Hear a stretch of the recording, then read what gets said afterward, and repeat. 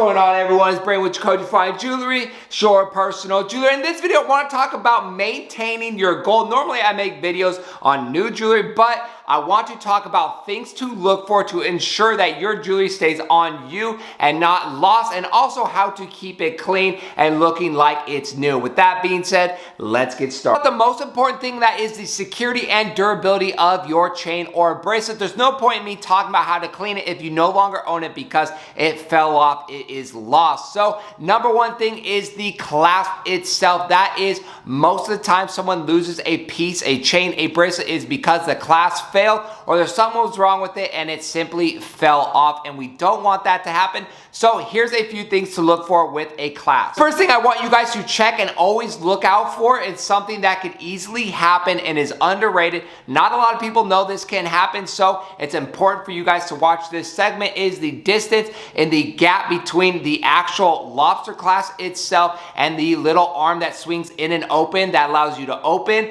and slide the opposite end and close it. Now, if that gap between those two pieces is too wide, you don't even need to open and close it. The opposite end will actually slide right out effortlessly, and while you're wearing it, running around doing whatever, it'll just fall off. It's not an issue with the spring inside the clasp, it's an issue with the separation of the clasp itself. I'll show an unhealthy clasp with a Byzantine bracelet, and you could see that separation. That could happen because the pendant was too heavy, it was tugged, or long-term wear, the clasp maybe was not big enough for the weight of the chain. There's many different things that can cause this. You need to look out for it because it is an easy fix you could do at home. You simply take some pliers and put tension and close that gap back out. It is super easy, but if you don't watch this, maintain it, then it will happen to you. You'll lose your piece of gold. Let me show you some examples. I have the 6mm flat curb on the left, and my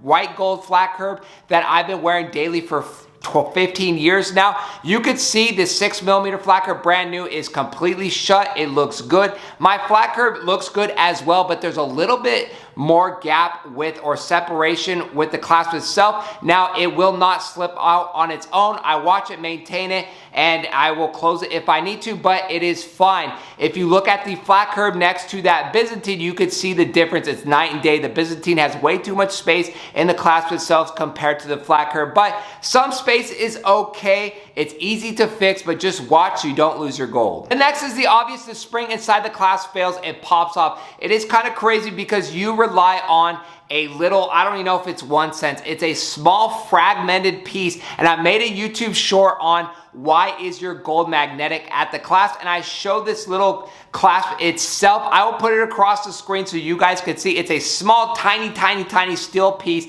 that is this spring that locks and unlocks the clasp. You are literally relying on spending thousands on a gold piece, and you have this little steel piece that kind of controls your destiny with that gold. But sometimes it breaks, get out of place, and the clasp itself is malfunction. It doesn't stay shut, which it'll just kind of leave it open and close, and again, same issue, the opposite end will slide off and you'll lose your piece of gold. So every time you put on your piece of gold, make sure the clasp was initiated. It did not unclasp or break when you open and put it on.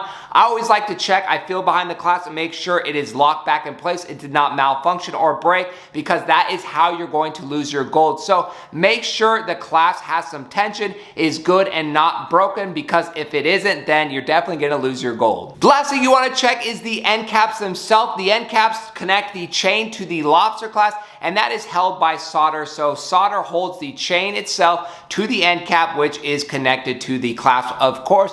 Sometimes over time, the solder could weaken, it could turn colors, because it is not the same ratio or alloy mixture as the gold chain itself. It is used more like concrete, so that way is intact. But if one of those flaps flap open, it could run the risk of falling off your neck. So just make sure they look good and they feel durable. Check the links themselves. You can run your hands down the links. Depends on the link. If it's a rope chain, run your hands down and feel for anything poking out to spot possibly a broken link. If it's a link chain itself, same thing. And then also with link chains, you want to check in between the links to make sure the solder, again, is intact and is still looking good, because that's where they are cut and soldered in between these links. So if something is malfunctioned or broken, it could be split. Again, it could rip and fall off, but it depends on the chain. Just feel for it, look at the links, see if there's anything different. Normally, most of the time, something's gonna happen is at the clasp, but it does not hurt to check the actual chain itself for anything that looks unusual.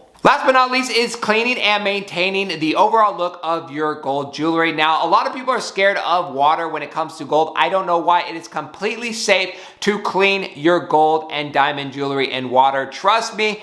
But it's like anything cleaning. If you don't keep up with maintaining cleaning your car, the glass on your shower, the sidewalk in front of your house, it gets harder to clean and get some of that stuff off if you don't maintain it. So yes, I do recommend cleaning your jewelry often. It's super easy. I've made all these videos on it, and there's a lot of content on there. You get ultrasonic cleaner. You don't even need that. You get a sponge that is on the soft side. Get some Dawn dish soap and just scrub your jewelry, and that is honestly the most effective way. You could boil it in hot water. You could scrub it with a soft bristled toothbrush. There's so many at-home ways to clean your gold jewelry, and it literally takes 5 minutes and makes a huge difference. So I recommend staying on top of doing that every few weeks, every month, whatever you're comfortable with, but maintain your jewelry, because if you don't clean it for 6 months, a year, it's going to be a lot harder to do so, and you're not going to get the same end result because you've just allowed too much time, unless you take it in professionally to get it clean. But at home, it's super easy to do. So main thing in this video is number one, and when you're cleaning your jewelry, maybe that's a good time to check the clasp, check the links, and do all that. I recommend doing this if you can.